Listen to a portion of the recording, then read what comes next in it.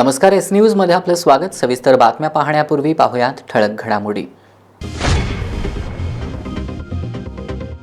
महिला पक्षकाराची कोर्टातच महिला वकिलाला मारहाण, कोल्हापुरातील न्यायसंकुल परिसरात तणाव, सर्व वकिलांनी एकत्र येत घडल्या प्रकाराबद्दल व्यक्त केला संताप। गोकुळ दूध संघाशी संलग्न महिला दूध उत्पादकांसाठी गोकुळ दूध संघाची नारी सन्मान विमा योजना, चेअरमन नवीद मुश्रीफ यांच्या हस्ते योजनेचा शुभारंभ।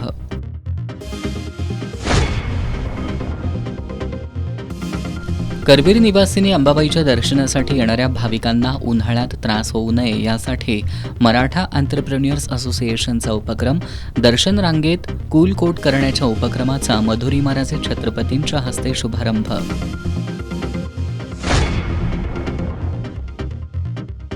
भवानी मंडपातील क्रीडास्तंभाचं पावित्र्य धोक्यात, क्रीडास्तंभाला विक्रेत्यांचा गराडा।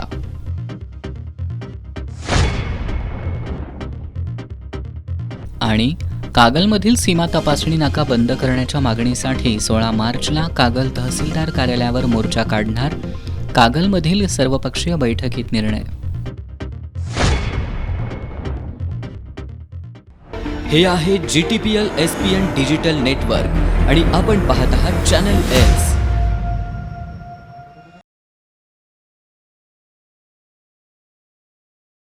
गोकुळ दूध संघाशी संलग्न महिला दूध उत्पादकांच्या सन्मान आणि सुरक्षिततेला प्राधान्य देत गोकुळ दूध उत्पादक महिलांना विशेष विमा संरक्षण देण्यासाठी नारी सन्मान विमा योजना सुरू करण्यात आली आहे। गोकुळ दूध संघ आणि दी न्यू इंडिया एश्युरन्स कंपनी यांच्या संयुक्त विद्यमानं ही योजना राबवण्यात येते।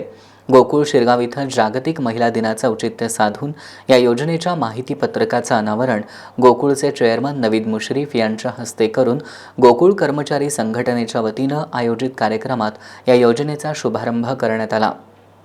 2026 हे वर्ष आंतरराष्ट्रीय शेतकरी महिला वर्ष म्हणून जाहीर झाल्याच्या पार्श्वभूमीवर गोकुळच्या वतीनं कष्टकरी दूध उत्पादक महिलांना सामाजिक आणि आर्थिक संरक्षण देण्याच्या उद्देशानं नारी सन्मान विमा योजना सुरू करण्यात आली आहे।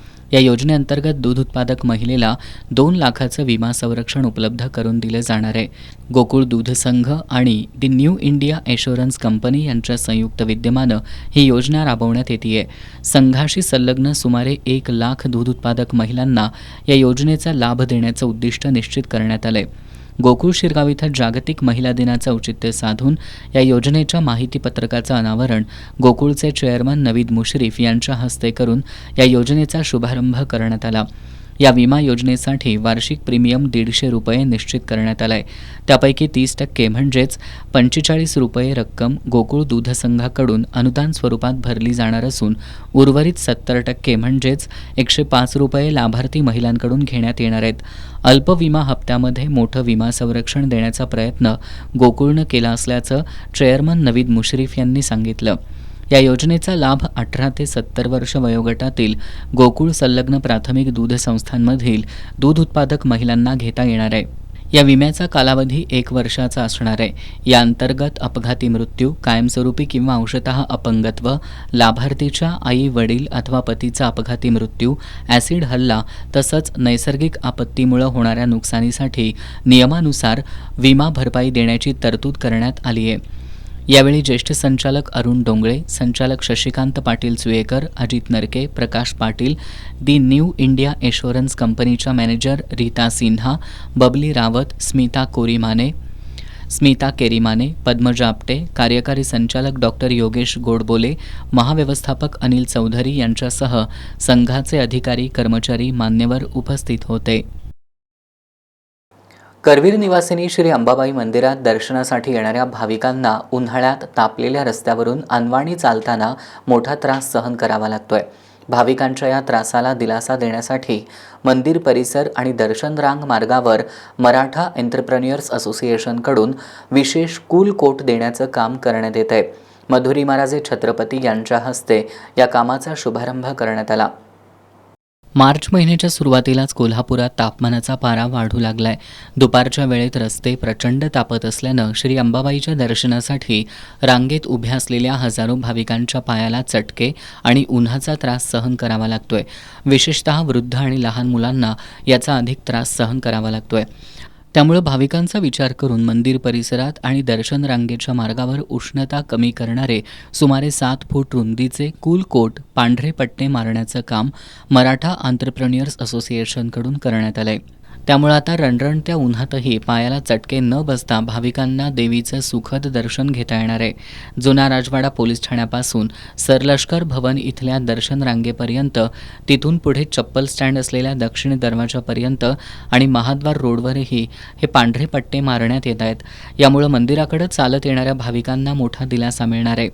आज या कूल कोट उपक्रमाचं मधुरी महाराजे छत्रपती यांच्या हस्ते उद्घाटन करण्यात आलं. मार्च, एप्रिल आणि मे अगदी उन्हाळ्याचे दिवस असतात आणि त्यांनी येणाऱ्या भक्तांचा, इथं श्री आपल्या अंबाबाईच्या दर्शनासाठी जे भक्त येतात त्यांच्या दर्शनासाठी येणारे भक्त जे आहेत ह्यांच्यासाठी त्यांनी खास करून हे पेंट त्यांनी आपल्या रोडवरती हे पेंट करून, या पेंटमुळं एक टेम्परेचर कंट्रोल होणार आहे आणि आपल्या भक्तांना चालताना त्रास होणार नाही उन्हाचा, ही त्यांनी काळजी घेतलेली आहे. आणि अतिशय हा खरंच म्हणजे एक त्यांनी सगळ्या भक्तांचा जो विचार केलेला आहे या कडक उन्हाळ्यामध्ये, मी ह्या असोसिएशनचं मनापासून आभार मानते की आई अंबाबाईची सेवा आणि भक्तांची सेवा त्यांनी खऱ्या अर्थानं इथंही या पद्धतीने केलेली आणि हे आज आई अंबाबाईच्या चरणी हे अर्पण केलेलं आहे. त्यामुळे कोल्हापूरमध्ये अंबाबाईच्या दर्शनाला येणाऱ्या भक्तांना ह्याच्या मार्गावर चालून त्यांचे पाय भाजणार नाहीत ह्याची दक्षता घेतलेली आहे आणि मी त्याबद्दल सगळ्यांचे इथं मनापासून आभार मानते. यावेळी मराठा आंत्रप्रेन्युअर्स असोसिएशनचे राजीव लिंगरस यांनी कूल कोट उपक्रमाबद्दल माहिती दिली.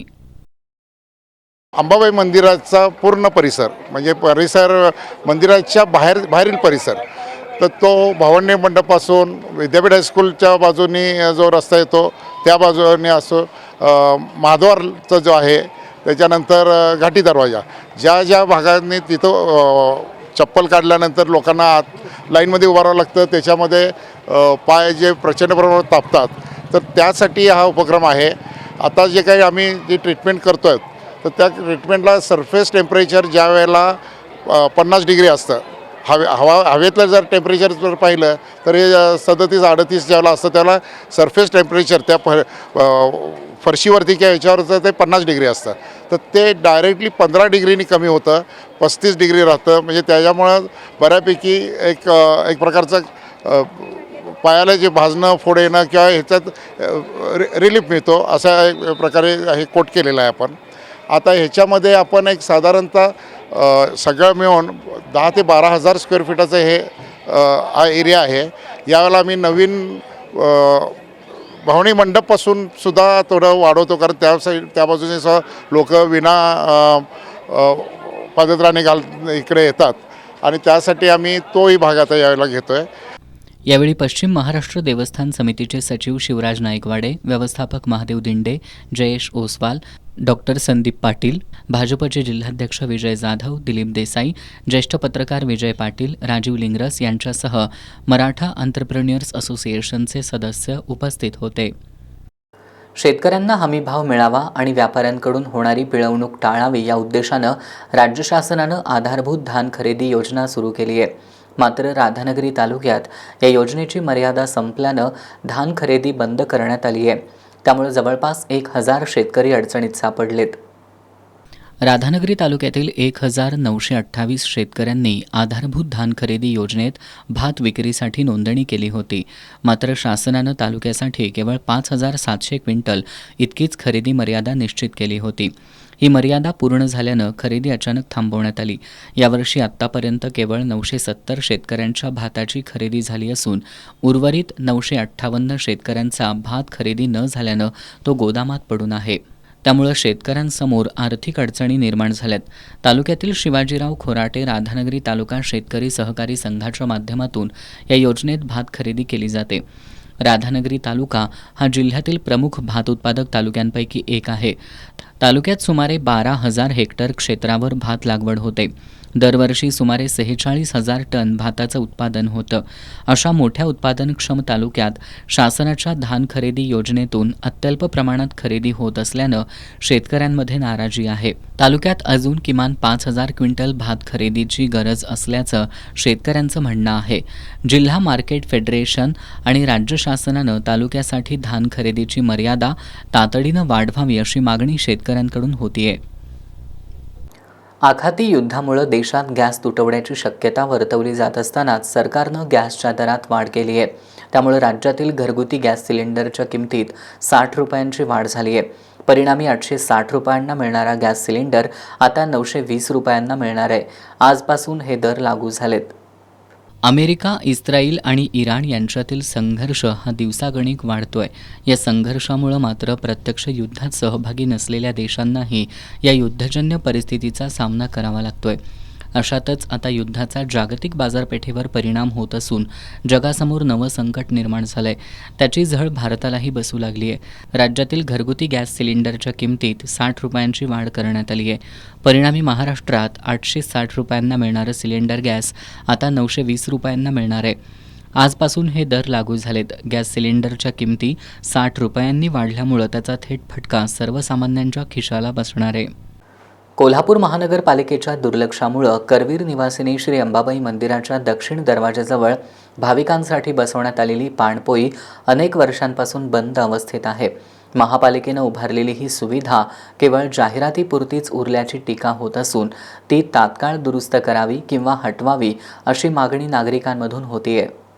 3.5 शक्तिपीठांपैकी एक असणाऱ्या करवीर निवासिनी श्री अंबाबाईच्या दर्शनासाठी देशभरातून लाखो भाविक कोल्हापुरात येत असतात. त्या भाविकांना चांगल्या सेवा सुविधा देणं हे प्रशासनाचं कर्तव्य आहे. या पार्श्वभूमीवर भाविकांना पिण्याच्या पाण्याची सोय व्हावी या उद्देशानं मंदिराच्या दक्षिण दरवाजाजवळ महानगरपालिकेच्या सहकार्यातून एक पाणपोई बसवण्यात आली आहे. मात्र ही पाणपोई सुरू झाल्यानंतर अवघ्या 15 दिवसांपर्यंतच व्यवस्थित सुरू होती. त्यानंतर ती कायमस्वरूपी बंदच असल्याचं चित्र पाहायला मिळतंय. विशेष म्हणजे पाणपोई बंद असतानाही तिच्यावर कंपनीची जाहिरात मात्र झळकत आहे. त्यामुळं भाविकांच्या सोयीपेक्षा जाहिरातीसाठीच ही पाणपोई उभारण्यात आल्याचा आरोप होतोय. पाणपोईमुळे विनाकारण जागा व्यापली गेली असून भाविकांच्या ये-जा करण्यालाही अडथळा निर्माण होत असल्याचं चित्र दिसून येतंय. काही व्यावसायिक साहित्य ठेवण्यासाठी या पाणपोईचा वापर करताना दिसून येतंय. दरम्यान या पाणपोईच्या बरोबर समोर देवस्थान समितीची पाणपोई मात्र व्यवस्थित सुरू असून भाविकांना त्याचा चांगल्या प्रकारे लाभ मिळतोय. त्यामुळं महापालिका प्रशासनानं या बंद पडलेल्या पाणपोईकडं तातडीनं लक्ष देऊन सुरू करावी किंवा ती हटवून जागा मोकळी करावी अशी मागणी भाविक आणि स्थानिक व्यावसायिकांकडून होतीये. या पाणपोई संदर्भात महापालिका आयुक्त के. मंजुलक्ष्मी यांना ईमेलद्वारे कळवूनही अद्याप कोणतीही कार्यवाही झालेली नसल्याचं प्रजासत्ताकचे दिलीप देसाई यांनी म्हटलंय. श्री करवीर निवासिनी अंबाबाई हे 3.5 शक्तिपीठातलं एक शक्तिपीठ आहे. इथं ज्या काही मूलभूत सुविधा हव्या आहेत त्या बाथरूम असो, पिण्याचं पाणी असो, सावलीसाठी छत असो, अशा अनेक सुविधा आता सरकार करतं आहे. परंतु काही खाजगी व्यक्ती आपली ॲड व्हावी किंवा आपलं जाहिरात व्हावी यासाठी काही इथं पाणीपोई लावलेल्या आहेत. परंतु ज्या दिवशी ओपनिंग झालं त्या दिवशीपासून त्या बंद अवस्थेत आहेत. अनेक तिथं स्टार माव खाऊन थुकलेले आहेत. त्याचा गैरवापरही होतो आहे. त्यामुळं मी परवाच महानगरपालिकेच्या आयुक्तांना एक ईमेलद्वारे पत्र पाठवलेलं आहे की जर करवीर पश्चिम महाराष्ट्र देवस्थान जर पाणपोईची व्यवस्था समोर केलेली आहे तर अशा ॲडची ही खोकी इथं विनाकारण अडचणीचं ठरत आहेत. त्याचा कारभार होत आहे. त्यामुळं हे तात्काळ हटवावं अशी मागणी आम्ही आयुक्तांना केलेली आहे. भाविकांच्या सोयीसाठी उभारलेली ही पाणपोई प्रशासनाकडून प्रत्यक्षात सुरू होणार की ती केवळ जाहिरातीसाठीच उभी राहून भाविकांना अडथळा ठरणार हे पाहावं लागणार आहे. कागलमधील सीमा तपासणी नाक्यामुळं रोजच अपघात होत आहेत. वाढत्या अपघातांचं प्रमाण लक्षात घेता हा टोल नाका कायमस्वरूपी बंद झाला पाहिजे या मागणीसाठी येत्या 16 मार्चला तहसीलदार कार्यालयावर सर्वपक्षीय मोर्चा काढण्यात येणार आहे.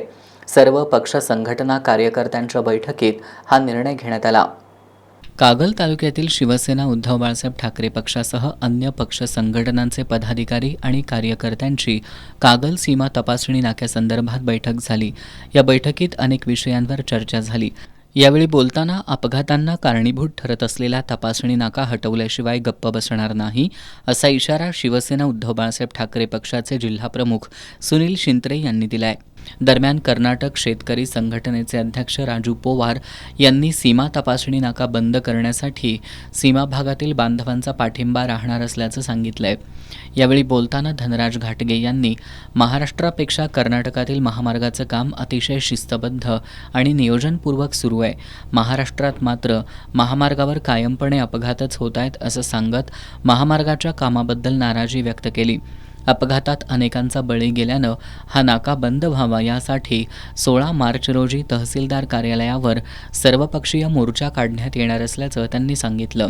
यावेळी मल्हार पाटील, बॉबी माने, जयसिंग टिकले, अजित मोडेकर, राहुल घोरपडे, बाळासाहेब पाटील, वैभव आडके, म्हाळू करिकट्टे, राजेंद्र साळुंखे, सुधाकर चव्हाण, अमर मिसाळ, दीपक घाटगे, विठ्ठल निंबाळकर, संजय देशपांडे, रोहित माणकापुरे, सुनील माने, अमर शिंदे, दिलीप पाटील यांच्यासह सीमा भागातील कार्यकर्ते उपस्थित होते.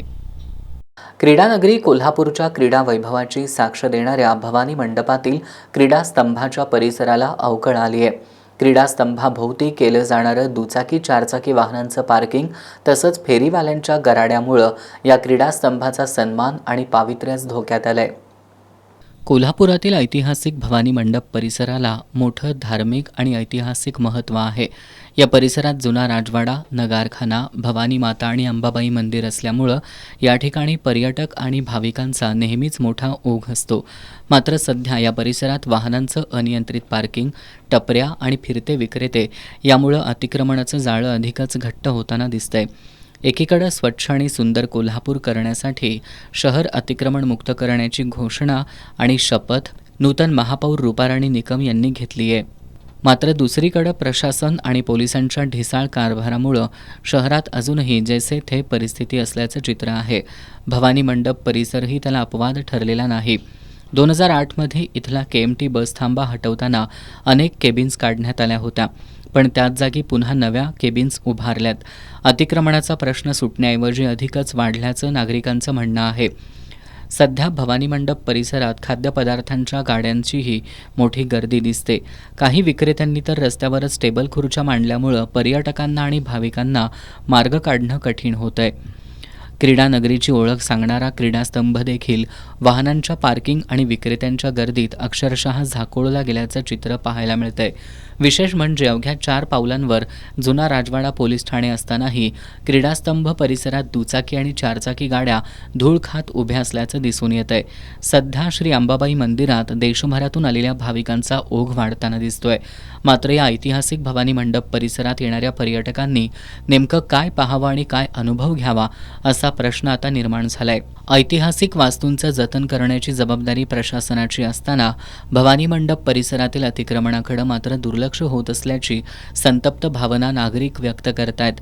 भवानी मंडपासारख्या ऐतिहासिक ठिकाणाचं वाढतं विद्रुपीकरण थांबवण्यासाठी प्रशासन खरंच ठोस कारवाई करणार का, की हा परिसर असाच अतिक्रमणाच्या विळख्यात राहणार हे पाहणं महत्त्वाचं ठरणार आहे. छत्रपती संभाजी महाराज विभागीय क्रीडा संकुलाचं काम निकृष्ट दर्जाचं करण्यात आलंय. त्यामुळे तत्कालीन अधिकाऱ्यांनी आर्थिक गैरव्यवहार केलेत का याची चौकशी व्हावी. कामाचं त्रयस्थ यंत्रणांमार्फत ऑडिट करण्यासह इमारतीचं स्ट्रक्चरल ऑडिट करण्यात यावं अशी मागणी लोककल्याण फाउंडेशनच्या वतीनं करण्यात आली आहे. क्रीडा उपसंचालक सुहास पाटील यांना या मागणीचे निवेदन देण्यात आलंय. या मागणीची दखल घेतली नाही तर तीव्र आंदोलन केलं जाईल असा इशारा यावेळी देण्यात आला. 2003मध्ये राज्य शासनानं कोल्हापुरात विभागीय क्रीडा संकुल उभारण्यासाठी मंजुरी दिली. या संकुलासाठी 33 कोटी रुपयांचा निधी मंजूर झाला होता. त्यापैकी 24 कोटी रुपये तात्काळ मंजूर करण्यात आले होते. त्या रक्कमेतून क्रीडा संकुलात विविध क्रीडा प्रकारांसाठी इमारती उभारण्यासह इतर पायाभूत सुविधांवर 17 कोटी 40 लाख रुपये खर्च करण्यात आल्याची माहिती क्रीडा विभागाकडून देण्यात आली आहे. मग उर्वरित रक्कमेचं काय झालं असा सवाल लोककल्याण फाउंडेशननं उपस्थित केलाय. विभागीय क्रीडा संकुलाचं काम अतिशय निकृष्ट दर्जाचं झाल्याचा आरोप करत या कामात तत्कालीन अधिकाऱ्यांनी गैरव्यवहार केलाय का याची चौकशी व्हावी, कामांचं त्रयस्थ यंत्रणांमार्फत ऑडिट तसंच स्ट्रक्चरल ऑडिट करावं अशा मागण्या फाउंडेशननं केल्यात. क्रीडा उपसंचालक सुहास पाटील यांना या मागणीचं निवेदन देण्यात आलं. 2015 पासून क्रीडा संघटना आणि क्रीडाप्रेमी या सगळ्या प्रकाराचा पाठपुरावा करतायत. मात्र शासन याची दखल घेत नसल्यानं फाउंडेशननं शासन भ्रष्ट अधिकाऱ्यांना पाठीशी घालतंय का असा सवाल उपस्थित केलाय. आज फाउंडेशनच्या वतीनं सादर केलेल्या निवेदनातील मागण्यांची दखल घेण्यात आली नाही तर तीव्र आंदोलन छेडू असा इशारा देण्यात आलाय. यावेळी लोककल्याण फाउंडेशनचे अध्यक्ष सुहास चाळुखे, प्रकाश आमटे, राजाभाऊ मालेकर, प्रकाश रांगणेकर, ॲडव्होकेट अनिल घाटगे, सौरभ जाधव, जगन्नाथ सूर्यवंशी, सुधाकर सरनाईक, दिलीप सरनाईक, उदयसिंह यादव, जयंत मिठारी, राजेंद्र खदरे आदी उपस्थित होते. कोल्हापुरात आज एका कार्यक्रमादरम्यान 2 वेगवेगळ्या राजकीय पक्षांच्या नेत्यांमध्ये हास्यविनोद रंगले. भाजपचे जिल्हाध्यक्ष विजय जाधव यांनी मधुरिमा राजे छत्रपती यांना थेट मंत्रिपदाची ऑफर दिली. मात्र त्यावर मधुरिमा राजेंनी दिलेल्या मिश्किल उत्तरामुळे उपस्थितांमध्ये चांगलाच हशा पिकला. राज्यात नव्या मतदारसंघांची चर्चा आणि महिलांसाठी वाढणाऱ्या आरक्षणाच्या शक्यतांमुळं कोल्हापुरात एका सामाजिक कार्यक्रमानंतर चहा घेताना आज राजकारणावर रंगतदार आणि मिश्किल चर्चा पाहायला मिळाली. कार्यक्रमाला उपस्थित असलेले भाजपचे जिल्हाध्यक्ष विजय जाधव यांनी मधुरिमा राजे छत्रपती यांच्याशी राजकारणावर चर्चा केली. महिलांसाठी संभाव्य राखीव मतदारसंघाच्या चर्चेतून जाधव यांनी हलक्या फुलक्या शैलीत मधुरिमा राजेंना भाजपमध्ये येण्याची ऑफर देत, तुम्ही भाजपमध्ये या, आम्ही तुम्हाला राज्याचे कॅबिनेट मंत्री करतो असं म्हणत उपस्थितांचं लक्ष वेधलं. यावर मधुरिमा राजे छत्रपती यांनीही तितक्याच मिश्किल शैलीत उत्तर देत, मला काही नको बाबा, मी आहे तिथं बरी आहे असं म्हणत हसतच विषयाला पूर्णविराम दिला. त्यांच्या या उत्तरानंतर उपस्थितांमध्ये एकच हशा पिकला. याचवेळी उपस्थित असलेल्या दिलीप देसाई यांनीही या चर्चेत उडी घेत, आम्ही सामाजिक कार्य सोडून तुमचे कार्यकर्ते होणार अशी मिश्किल टिप्पणी केली. त्यावेळी बाजूलाच उभे असलेले पत्रकारही हो हो म्हणत या गमतीशीर चर्चेत सहभागी झाले. क्षणभर कार्यक्रमाचं वातावरण हलकं फुलकं झालं होतं. पत्रकारांसह त्यांच्या कुटुंबियांचं नेत्र आरोग्य चांगलं राहावं यासाठी कोल्हापूर प्रेस क्लबच्या वतीनं नेत्र तपासणी शिबिर आयोजित करत चांगला उपक्रम राबवण्यात आला. कोल्हापूर प्रेस क्लबचा आदर्श पत्रकारांच्या अन्य संघटनांनी घ्यावा असं आवाहन उपमुख्यमंत्री वैद्यकीय सहाय्यता कक्षाचे प्रमुख मंगेश चिवटे यांनी केलंय. ते कोल्हापूर प्रेस क्लब आणि डॉक्टर अग्रवाल आय हॉस्पिटलच्या वतीनं महिला दिनानिमित्त आयोजित मोफत नेत्र तपासणी शिबिरात बोलत होते. जागतिक महिला दिनानिमित्त कोल्हापूर प्रेस क्लबच्या वतीनं डॉक्टर अग्रवाल आय हॉस्पिटलमध्ये पत्रकार आणि त्यांच्या कुटुंबासाठी मोफत नेत्र तपासणी शिबिराचं आयोजन करण्यात आलं होतं. यावेळी उपमुख्यमंत्री वैद्यकीय सहाय्यता कक्षाचे प्रमुख मंगेश चिवटे, शिवसेना वैद्यकीय मदत कक्षाचे पश्चिम महाराष्ट्र संपर्क प्रमुख प्रशांत साळुंखे, अग्रवाल आय हॉस्पिटलचे प्रमुख पलविंदर पालसिंह, डॉक्टर कस्तुरी चव्हाण, नगरसेविका मानसी लोळगे, प्रेस क्लबचे अध्यक्ष शीतल धनवडे यांच्यासह प्रमुख मान्यवरांच्या उपस्थितीत दीपप्रज्वलन करून या शिबिराचं उद्घाटन करण्यात आलं. यावेळी बोलताना डॉक्टर मंगेश चिवटे यांनी आपल्या लेखणीतून समाजाच्या डोळ्यांमध्ये अंजन घालण्याचं काम करणाऱ्या पत्रकारांची दृष्टी निकोप असणं गरजेचं असल्याचं सांगितलं. पत्रकारांसह त्यांच्या कुटुंबियांच्या डोळ्यांचं आरोग्य चांगलं राहावं यासाठी कोल्हापूर प्रेस क्लबनं राबवलेला नेत्र तपासणी शिबिराचा उपक्रम पत्रकारांच्या अन्य संघटनांनी आदर्श घ्यावा असा असल्याचं चिवटे यांनी नमूद केलं. प्रेस क्लब आणि शासनाच्या सर्व उपक्रमांना आपलं हॉस्पिटल सहकार्य करेल अशी ग्वाही अग्रवाल आय हॉस्पिटलचे प्रमुख पलविंदर पालसिंह यांनी दिली. या शिबिरात कोल्हापुरातील पत्रकारांसह कुटुंबांनी सहभाग घेत नेत्र तपासणी केली. पहिल्या दिवशी 100हून अधिक लोकांनी या शिबिराचा लाभ घेतला. आजपासून सुरू झालेले हे शिबिर 7 एप्रिलपर्यंत सुरू राहणार आहे. पत्रकार बांधवांसह त्यांच्या कुटुंबियांनी या शिबिराचा लाभ घ्यावा असं आवाहन डॉक्टर अग्रवाल आय हॉस्पिटलच्या वतीनं करण्यात आलंय. यावेळी कोल्हापूर प्रेस क्लबचे उपाध्यक्ष प्रशांत आयरेकर, रवी कुलकर्णी, सुनील ठाणेकर, श्रद्धा जोगळेकर, शुभांगी तावरे, केदार भोसले, आरती कांबळे, डॉक्टर अग्रवाल आय हॉस्पिटलचे अनिरुद्ध सूर्यवंशी, योगेश पाटील, महेश पाटील, रेखा उगवे, माजी नगरसेविका लता कदम यांच्यासह हॉस्पिटलचे कर्मचारी उपस्थित होते. गावांना गरजेच्या असलेल्या पाणंद रस्त्यांचा समावेश बळीराजा योजनेत करायला ग्रामपंचायतींनी प्राधान्य द्यावं असं आवाहन करत छत्रपती शिवाजी महाराज महाराजस्व समाधान शिबिराच्या आयोजनामुळं सर्वसामान्यांना दिलासा मिळाल्याचं सांगितलं. ते कोडोली इथं महाराजस्व अभियानाच्या टप्पा क्रमांक 1 अंतर्गत आयोजित मंडलस्तरीय समाधान शिबिराच्या उद्घाटनवेळी बोलत होते. राज्य शासनानं छत्रपती शिवाजी महाराज महाराजस्व अभियान सुरू केलं असून आज पन्हाळा तालुक्यातील कोडोलीत हे अभियान राबवण्यात आलं. अभियानात महसूल विभागाकडील 7-12 उतार्यांमधील दुरुस्ती, लक्ष्मीमुक्ती योजना, सर्व प्रकारचे जातीचे उत्पन्नाचे दाखले, सामाजिक अर्थसहाय्य योजना, याचबरोबर शासनाच्या कृषी, वन, महावितरण, ST, सारथी आणि अन्य विभागांच्या विविध योजनांच्या 2200 दाखल्यांचं आमदार डॉक्टर विनय कोरे आणि मान्यवरांच्या हस्ते वाटप करण्यात आलं. यावेळी बोलताना आमदार विनय कोरे यांनी गावांना गरजेच्या असलेल्या पाणंद रस्त्यांचा समावेश बळीराजा योजनेत करण्यासाठी ग्रामपंचायतींनी प्राधान्य द्यावं असं सूचित केलं. भूमी अभिलेख विभागाकडील जमीन मोजणीची कामं अपुऱ्या मनुष्यबळामुळे रखडतात. यासाठी मोजणीच्या कामाचं आउटसोर्सिंग करता येईल का, यासाठी शासनाकडे पाठपुरावा करू असंही आमदार डॉक्टर विनय कोरे यांनी सांगितलं. यावेळी जिल्हा अधीक्षक भूमी अभिलेख शिवाजी भोसले यांनी महाराजस्व अभियानांतर्गत समावेश असलेल्या योजनांची माहिती देऊन या योजनांचा लाभ घ्यावा असं आवाहन केलं. यावेळी पन्हाळ्याचे उपविभागीय अधिकारी समीर शिंगटे, तहसीलदार माधवी शिंदे, नायब तहसीलदार संजय वळवी, रोहिणी गायगोपाळ, जिल्हा परिषद सदस्य अमरसिंह पाटील, डॉक्टर जयंत पाटील, पंचायत समिती सदस्य मोहन चोपडे, माणिक पाटील, रणजित शिंदे, भारती पाटील, कोडोलीच्या सरपंच सुनीता केकरे, बहिरेवाडीच्या सरपंच प्रमिला जाधव, पोखलेचे सरपंच दत्तात्रय पाटील, संजय गांधी निराधार योजनेचे विकास गायकवाड, मंडल अधिकारी अरुण कांबळे, ग्रामविकास अधिकारी जयवंत चव्हाण पाटील, विविध गावांचे सरपंच, उपसरपंच, सदस्य, कोडोली मंडल अंतर्गत येणाऱ्या गावांचे तलाठी, शासनाच्या विविध विभागांचे अधिकारी, कर्मचारी आणि लाभार्थी उपस्थित होते. गगनबावडा तालुक्यातील आसळजमध्ये होळीचा सण वैशिष्ट्यपूर्ण पद्धतीनं साजरा केला जातो. होळीपासून रंगपंचमीपर्यंत गावातील सर्व धर्मीय एकत्र येत विविध कार्यक्रम साजरे करतात. यामधला रासाई देवीच्या पालखीचा गुप्तहेरासारखा शोध घेण्याचा खेळ आसळज आणि परिसरात प्रसिद्ध आहे. गगनबावडा तालुक्यातील आसळजमधला होळीचा सण वैशिष्ट्यपूर्ण आहे. गावाशेजारच्या जंगलातलं सरळसोट झाड शोधून त्याची विधिवत पूजा करून तोडून ते वाजत गाजत आणण्यापासून या वैशिष्ट्यपूर्ण सणाला सुरुवात होते. होळीच्या मांडावर या झाडाचं लाकूड रोवलं जातं. दुसऱ्या दिवशी या ठिकाणी पाणी शिंपडून गारवा केला जातो आणि अनवाणी पायानं धरणी मातेला वंदन केलं जातं. या दिवशी नदी परिसरात गावातील प्रत्येक घरातून भात आणि पोळीचा नैवेद्य आणला जातो. त्यानंतर सर्व अबालवृद्ध नदीमध्ये आंघोळ करून रासाई मंदिराजवळ येतात. तिथं सगळेजण भात पोळीचा नैवेद्य प्रसाद म्हणून खातात. तिसऱ्या दिवशी रासाई देवीच्या मंदिरातून रात्री 10 वाजता पालखी आणली जाते. यावेळी रासाई देवीला धूप घालण्यासह पारंपरिक नमन, ओव्या, नृत्य हे वेगळंपण पाहायला मिळतं. त्यानंतर 2 मानकरी पालखीसहित पारंपरिक वाद्यात नृत्यांचं सादरीकरण करतात. पालखी सोहळा एखाद्या रहस्यमय चित्रपटाप्रमाणे जाणवतो.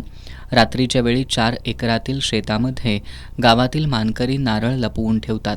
हा नारळ शोधण्याचं आव्हान पालखीसमोर असतं. पालखीसमोर दिवटी घेऊन केवळ 2 मानकरी खांद्यावर पालखी घेऊन ढोल ताशांच्या गजरात पूर्ण वेगात धावत तो लपलेला नारळ अचूक शोधून काढतात. एखाद्या सराईत गुप्तहेराप्रमाणे पालखी घेऊन जात नारळ शोधण्याची ही पद्धत श्रद्धेचा आणि कुतूहलाचा विषय ठरतीये. हा खेळ पाहण्यासाठी भाविक मोठी गर्दी करतात. नारळ पूर्ण जाप्याच्या हातामध्ये देऊन त्याचं संपूर्ण रखवालीचं गारानं हा जाप्या म्हणून काशीनाथ कांबळे हे काम पाहतात. तर ते जाप्यानं तो नारळ घेऊन गावची असणारी पश्चिमेला असणारी गावची जमीन म्हणजे रासाईची असणारी जमीन त्या जमिनीमध्ये तो नारळ नेऊन पुरून ठेवला जातो आणि तो नारळ रासाईच्या साक्षीने सर्व लोकांच्या साक्षीने त्या ठिकाणी शोधून काढला जातो.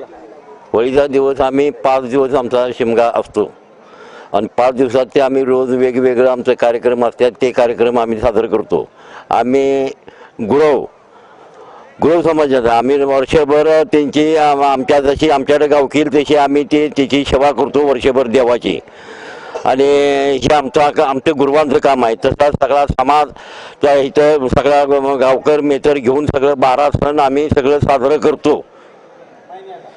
रासाई देवीच्या या वेगळ्या खेळामुळं आणि वाढत्या गर्दीमुळं या परिसराचं महत्त्व वाढलंय. चौथ्या दिवशी रासाई देवीची पालखी गावातून जात असताना महिला भगिनी देवीची ओटी भरतात. शेवटच्या दिवशी मांसाहारी जेवण केलं जातं. या सणाचं आणखी एक वैशिष्ट्य म्हणजे सर्व समाज घटकांना सन्मान देत हा सण साजरा केला जातो. त्यामुळे या सणातून सामाजिक ऐक्यसुद्धा साधलं जातं. एस न्यूजसाठी आसळजहून बाजीराव तळेकर. यानंतर पाहूयात महत्त्वाच्या घडामोडी संक्षिप्त स्वरूपात. फास्ट न्यूजचे प्रायोजक गोकुळ. आ आ आई येस ब ब बदक क क कणीदार. ख ख खमंग ग ग गोकुळ तू.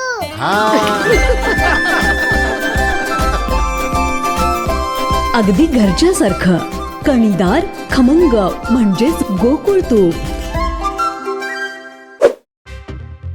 वडिलांचा घटस्फोट किंवा दुसरं लग्न झालं तरी मुलाचा अनुकंपा नियुक्तीचा हक्क कायम राहतो. राजस्थान उच्च न्यायालयाचा महत्त्वपूर्ण निकाल. उत्तर प्रदेशात हेलिकॉप्टरचं आपत्कालीन लँडिंग. उपमुख्यमंत्री केशवप्रसाद मौर्य थोडक्यात बचावले. वैश्विक शांततेसाठी पुढाकार घ्यावा. पंतप्रधान नरेंद्र मोदींना अण्णा हजारेंचं पत्र. राम रहीमची जन्मठेपेची शिक्षा रद्द. पत्रकार हत्या प्रकरणात निर्दोष मुक्तता. BMW कार लाकडाच्या कंटेनरला धडकली. भीषण अपघातात 4 जणांचा मृत्यू, 2 जखमी. सर्वच बँकांचे पीक कर्ज होणार माफ. मुख्यमंत्री देवेंद्र फडणवीस यांची ग्वाही. कोल्हापुरातील KIT कॉलेजमध्ये शिकणाऱ्या एका विद्यार्थिनीचा विभाग प्रमुखानं विनयभंग केलाय. पीडित विद्यार्थिनीच्या तक्रारीनंतर गोकुळ शिरगाव पोलीस ठाण्यात सौरभ संजय जोशी या प्राध्यापकाविरोधात गुन्हा दाखल झालाय. या संतापजनक घटनेची माहिती मिळताच संस्थेचे संचालक डॉक्टर मोहन वनरोट्टी यांनी प्राध्यापक जोशीला निलंबित केल्याची माहिती दिली आहे. पीडित विद्यार्थिनी KIT कॉलेजमध्ये 2ऱ्या वर्षात शिक्षण घेतेय. या कॉलेजमध्ये संबंधित विद्यार्थिनी ज्या अभ्यासक्रमाचं शिक्षण घेतेय त्या अभ्यासक्रमाचा विभाग प्रमुख सौरभ जोशी यानं नोव्हेंबर 2025 पासून पीडित विद्यार्थिनीला वारंवार केबिनमध्ये बोलावून फोन आणि मेसेज करून तिच्याशी जवळीकता निर्माण करण्याचा प्रकार केलाय. तो वैयक्तिक बाबी विचारून वारंवार पीडितेला त्रास देत होता. जानेवारी 2026 वर्गात तिला मुद्दामहून प्रश्न विचारून सर्वांसमोर टार्गेट केलं होतं. वैयक्तिक चर्चेसाठी केबिनमध्ये बोलावून संबंधित प्राध्यापकानं अचानक तिच्याबरोबर अश्लील वर्तन केल्याचा आरोपही पीडित विद्यार्थिनीनं केलाय. घटनेनंतर पीडितेनं जोशीबरोबरचा संपर्क टाळायला सुरुवात केली. मात्र त्यानंतर देखील तो वारंवार आपल्याला अपमानित करत होता असं पीडितेनं तक्रारीत नमूद केलंय. सौरभ जोशीच्या त्रासाला कंटाळून पीडितेनं गोकुळ शिरगाव पोलिसात तक्रार दाखल केल्यानंतर सौरभ जोशीवर गुन्हा दाखल करण्यात आलाय. KIT सारख्या नामांकित कॉलेजमध्ये हा प्रकार घडल्यानं खळबळ उडाली आहे. दरम्यान KITचे संचालक डॉक्टर मोहन वनरोट्टी यांनी संशयित सौरभ जोशी या प्राध्यापकाला निलंबित केल्याचं सांगितलंय. हमारे कॉलेज के एक फैकल्टी के बारे में इंसिडेंट हुआ है, उसके बारे में मैं क्लैरिफिकेशन देना चाहूँगा. सिविल एंड एनवायरमेंटल डिपार्टमेंट के एक फैकल्टी डॉक्टर सौरभ जोशी के अगेंस्ट एक स्टूडेंट ने सेक्सुअल हरासमेंट का complaint Gokul Shirgaon police station में रजिस्टर किए हैं. हमें आज सुबह ही उस FIR का कॉपी मिलते ही इमीडिएटली उस फैकल्टी को KIT मैनेजमेंट ने सस्पेंड किया है और एज पर द नॉर्म्स एक इन्वेस्टिगेशन कमेटी भी हमने बिठाया है.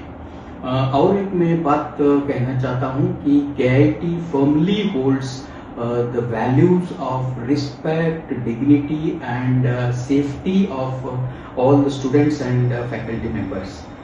KIT में ऐसा इंसिडेंट को कभी भी टॉलरेट किया नहीं है और नहीं करेंगे.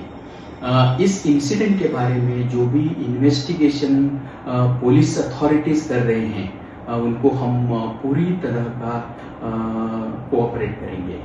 सौरभ जोशीनं पीडितेसह इतर काही मुलींच्या बाबतीत सुद्धा असाच प्रकार केला असल्याची माहिती समोर येते. गोकुळ शिरगाव पोलीस या प्रकरणी अधिक तपास करतायत. शिवाजी विद्यापीठाच्या संगीत आणि नाट्यशास्त्र अधिविभागातर्फे 2 दिवसीय चित्रकला कार्यशाळा आयोजित करण्यात आली होती. या कार्यशाळेत दळवीज आर्ट्स इन्स्टिट्यूटचे प्रसिद्ध चित्रकार प्राध्यापक अभिजित कांबळे यांनी विद्यार्थ्यांना चित्रकलेतील बारकावे प्रात्यक्षिकांसह समजावून सांगत मार्गदर्शन केलं. शिवाजी विद्यापीठाच्या संगीत आणि नाट्यशास्त्र अधिविभागातर्फे 2 दिवसीय चित्रकला कार्यशाळा आयोजित करण्यात आली होती. पोर्ट्रेट, लँडस्केप अँड कॉम्पोजिशन या विषयावर दळवीज आर्ट्स इन्स्टिट्यूटचे प्रसिद्ध चित्रकार प्राध्यापक अभिजित कांबळे यांनी मार्गदर्शन केलं. त्यांनी चित्रकलेतील बारकावे प्रात्यक्षिकांसह समजावून सांगितले. विद्यार्थ्यांना पोर्ट्रेट, लँडस्केप तसंच चित्ररचनेतील संतुलन, रंगसंगती आणि मांडणी याबाबत सखोल मार्गदर्शन करण्यात आलं.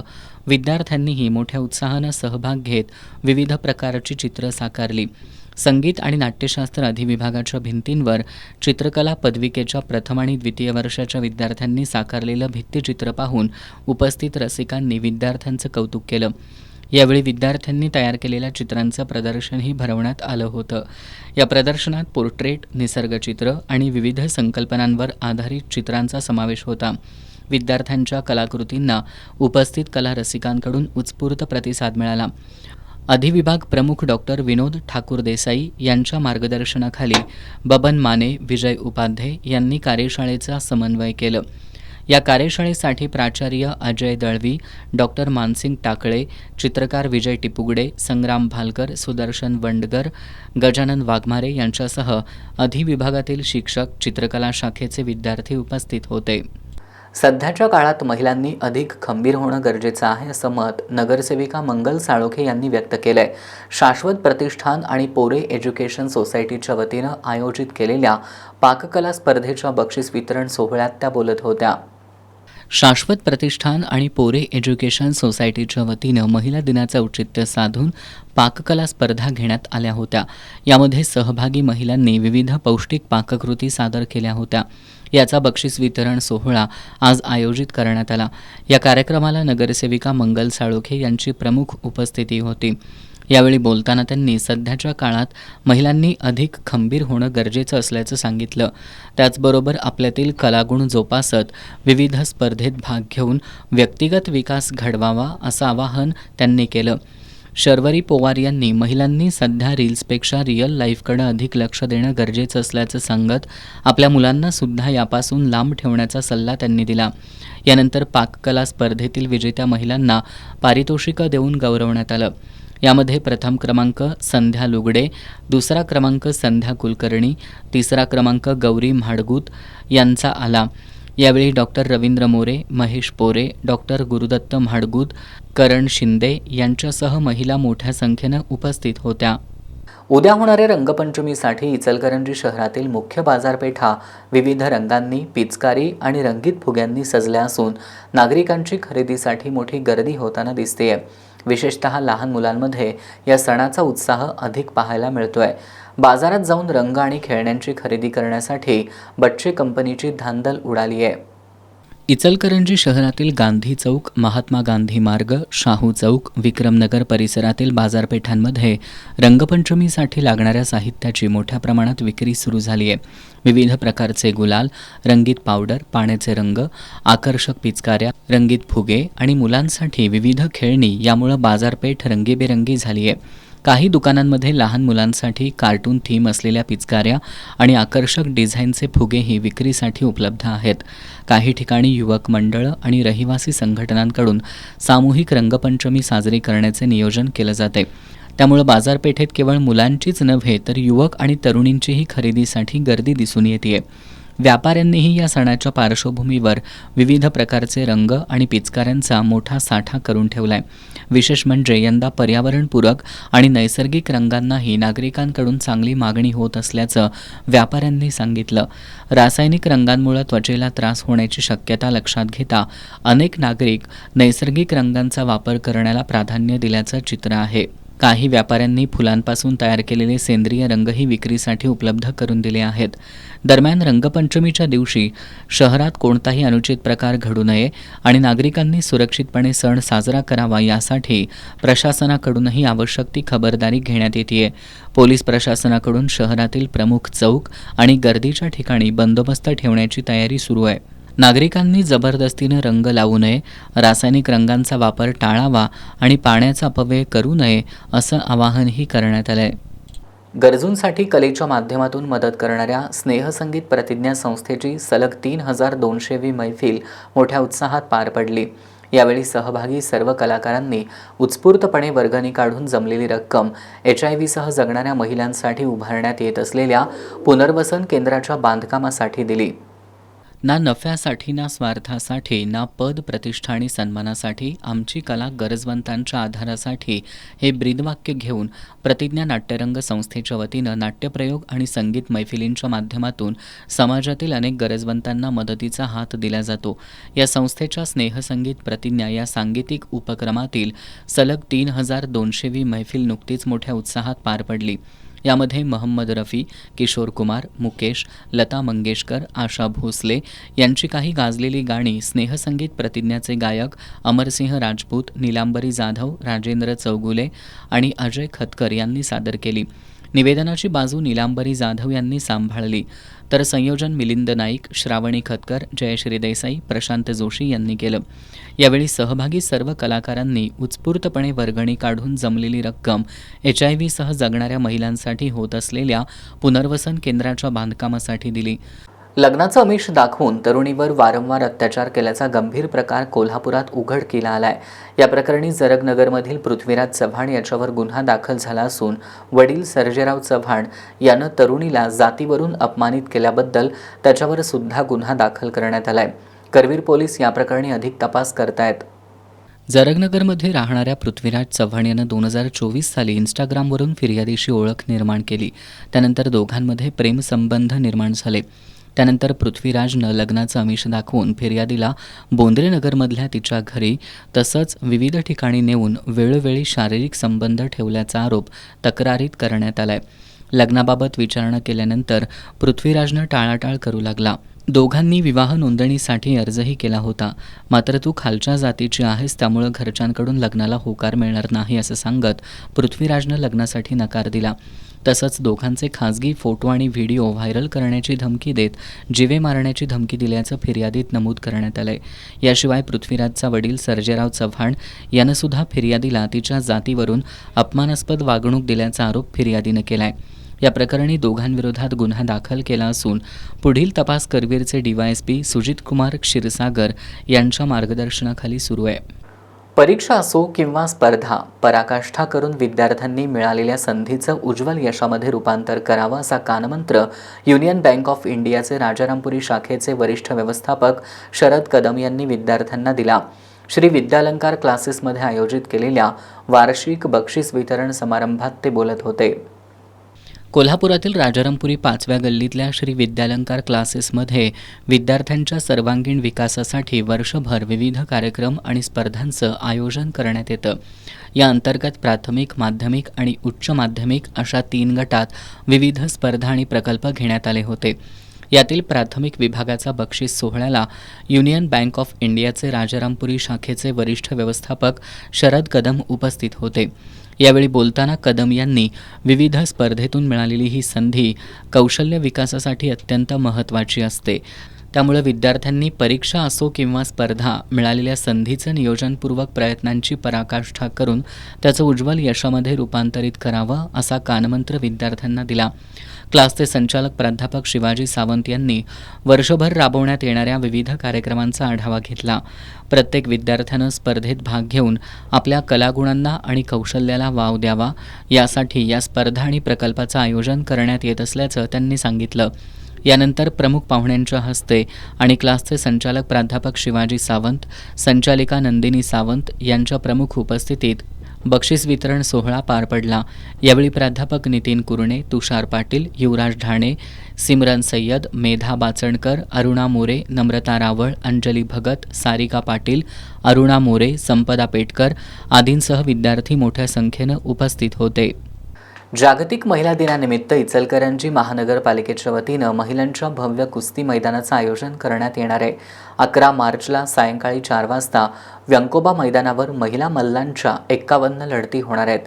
पैलवान अमृतमामा भोसले, नगरसेविका ध्रुवती दळवाई, स्मिता तेलनाडे आणि नगरसेवक सुशांत कलागते यांनी पत्रकार बैठकीत ही माहिती दिली.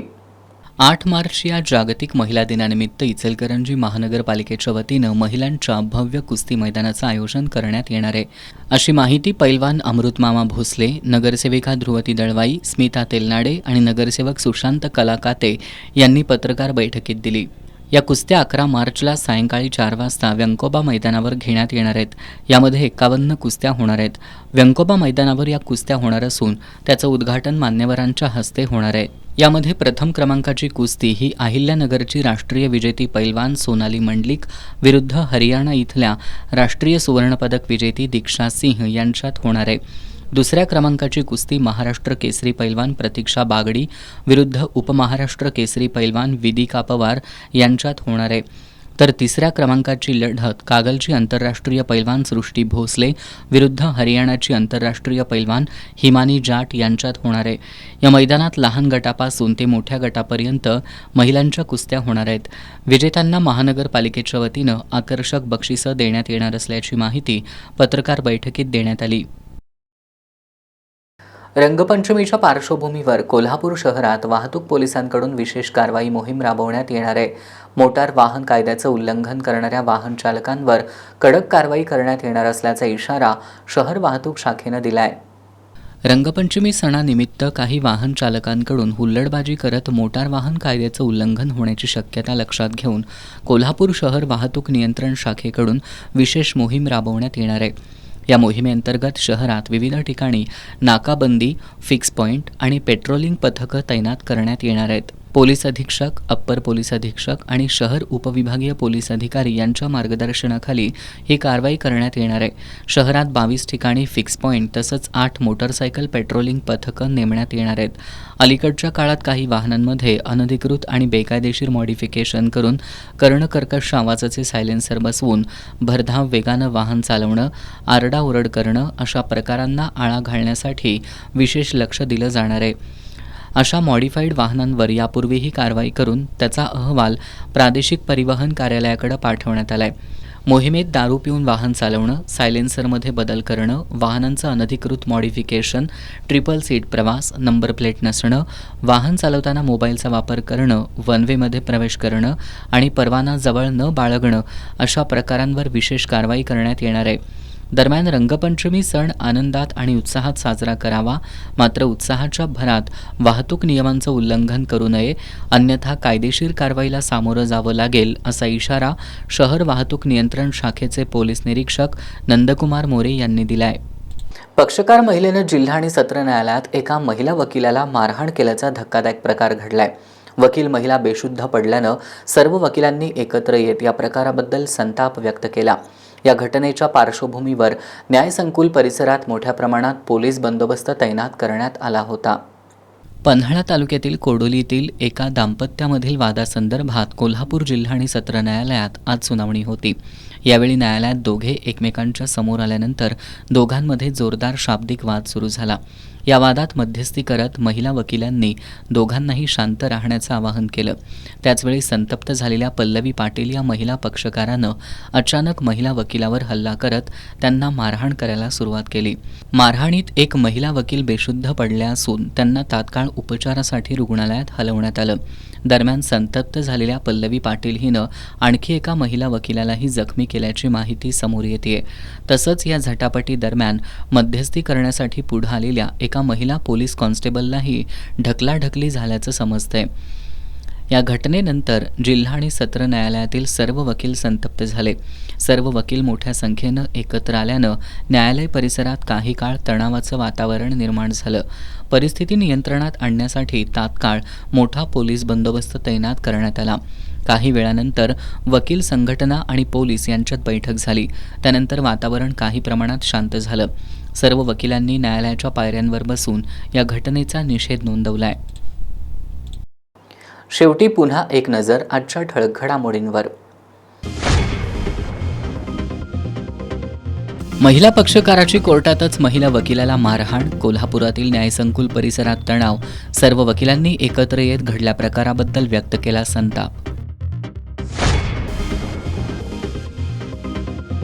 गोकुळ दूध संघाशी संलग्न महिला दूध उत्पादकांसाठी गोकुळ दूध संघाची नारी सन्मान विमा योजना. चेअरमन नवीद मुश्रीफ यांच्या हस्ते योजनेचा शुभारंभ.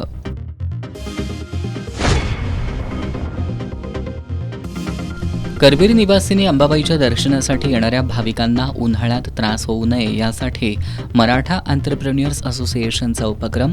दर्शन रांगेत कूल कोट करण्याच्या उपक्रमाचा मधुरी महाराजे छत्रपतींच्या हस्ते शुभारंभ.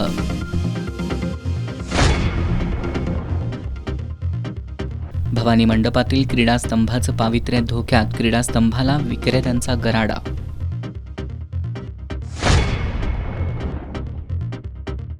आणि कागलमधील सीमा तपासणी नाका बंद करण्याच्या मागणीसाठी 16 मार्चला कागल तहसीलदार कार्यालयावर मोर्चा काढणार.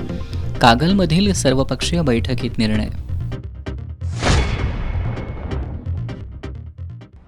बातम्यांच्या ताज्या अपडेट्ससाठी एस न्यूज कोल्हापूर या आमच्या वेबसाईटला भेट द्या. त्याचबरोबर एस न्यूज कोल्हापूर हे यूट्यूब चॅनल सबस्क्राईब करा. याबरोबरच आजचं बातमीपत्र संपलं. नमस्कार.